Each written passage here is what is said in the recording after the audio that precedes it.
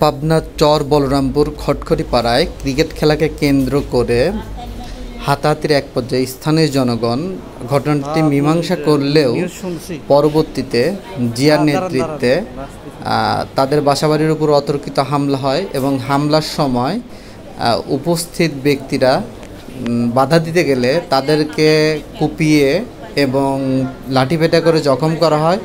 পরবর্তীতে গুরুতর আহত দুইজনকে পাবনা সদর হাসপাতালে ভর্তি করা হয়। পাবনা সদর হাসপাতাল থেকে একজনকে উন্নত চিকিৎসার জন্য রাজশাহী মেডিকেলে স্থানান্তর করা হলেও পরবর্তীতে তার মৃত্যু হয় এবং গুরুতর আহত অবস্থায় সাগর প্রামাণিক পাবনা সদর হাসপাতালে ভর্তি হয়ে আছে।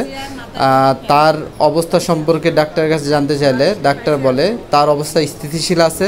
বিস্তারিত জানতে শব্দবিত্তের সাথেই থাকুন। বিস্তারিত ভিডিও ও রিপোর্ট পরবর্তী আপডেটে পাবেন।